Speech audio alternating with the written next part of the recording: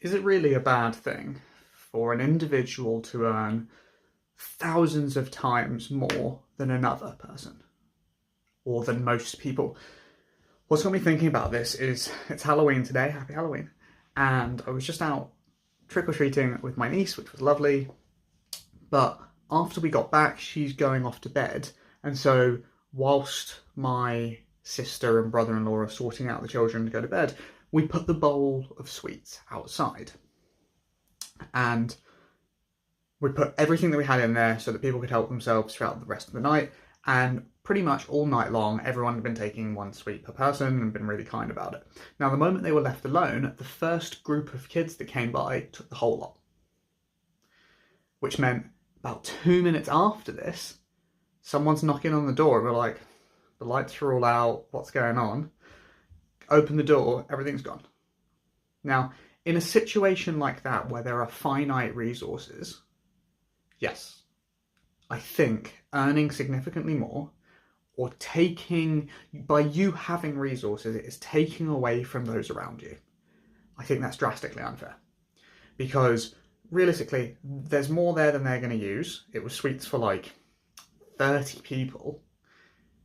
So it doesn't benefit them, but it does take away from the fun that everyone else is going to have.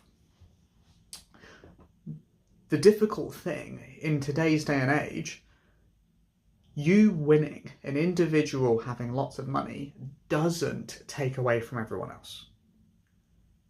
And so in that scenario, I don't see a problem in it. And most people who make a lot of money have only done so, or been able to do so, by creating such value for everybody else. Like if you think Netflix as a prime example is what, £5 a month? Somewhere between £5 and £10. And people do spend 4 or 5 hours a day using that.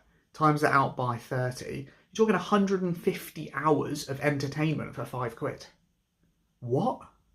That's mental amount of value. And so then to go and say that the person at the top who's made it all, that they're taking too much money, would be like, well, look at how much they have improved people's lives. Like, it's crazy. And so if the money has been earned from doing a good thing, I don't see a problem in it personally. But there is this group mentality of vilifying people with lots of wealth, with lots of resources, because they feel it takes away from them. So here's a classic example. Let's say you have a car for sale, right? I come up to you and I offer you imagine it's an absolute old banger, like my first ever car, a 1998 Ford Fiesta, right? And I bought my first one 11 years ago, 13 years ago for £1,200, right? So let's say you've had that car for 13 years, you pay 1,200 quid for it, and miraculously I come and offer you £2,000. You're like, bloody hell. Yes, fantastic. Thank you so much. Of course you can have it. Is there anything else I can do for you, sir? Amazing. Everyone's happy. They've got the thing that they wanted and you've got the money you wanted. A stellar deal. Okay. Now let's change the story and say that the person who bought it, let's say I bought the car from an individual over there, and then I go and sell it to someone else for £100,000. Now, in this situation, most people in society get really pissed, really upset, saying exploitation, that they took advantage of the person, all this sort of stuff. And I can see where they're coming from, but you have to admit, it's complete BS. Because the first person could not obtain the value of the car because they didn't know it was there. So they didn't have the skill to extract the money from it in total. And they didn't know the person to sell it to who'd be willing to pay for it, right? And in the exchange, they were given a price they were really happy with. So I think a great theme here to take away for life generally is don't count other people's money. Right? It's the same thing when investing. If you invest money and then you choose to take it out, if you're happy or not, whatever, you've chosen to take it out at that point, don't then look at the price to then go, oh, if I'd left it in, I'd now have. because you're only going to make yourself unhappy. And I can give you an example of this, right? Back in 2016, I bought Tesla shares and I bought Bitcoin, right? Bitcoin for the next 3 years was down. Like, everyone thought it was over, that was it. And then it eventually went up, like plus 20%, and I sold out and I was happy. And then literally the next day, it tripled. Or something crazy like that. And my Tesla shares, I had 5 grand. I kept them until 2 and a bit years later.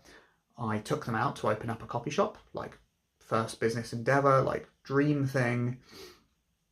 We never used the money, it just sat in the bank account, but I did the thing of having my safety net there, which now look back was stupid. But 6 months later, that 5 grand would have been worth 80. And now it's, I don't know, 4x since then or something silly. And so, was I happy with the value I received at the time of trading those things in? Yes. Do I have any right to now be upset that I didn't have the skill to maximize the profit of what would have been if I hadn't have sold? No. That's entirely on me. I didn't have the skill to do it. So don't count anyone else's money. Be happy with the trades that you make, and that's okay. And also understand that rich people having money doesn't take away from you having money. That's not how the world works. There's enough to go around. Like, Elon Musk can walk into a stadium, right, of 100, 1,000 people and turn everybody in there into deca millionaires. There's enough money to go around for everybody. The real question is, what are you willing to do to have it? Because the answer is probably not very much, which is why you're likely to be where you are. There you go. Feel free to roast me on this one. I don't care. Have a good evening, guys. Peace.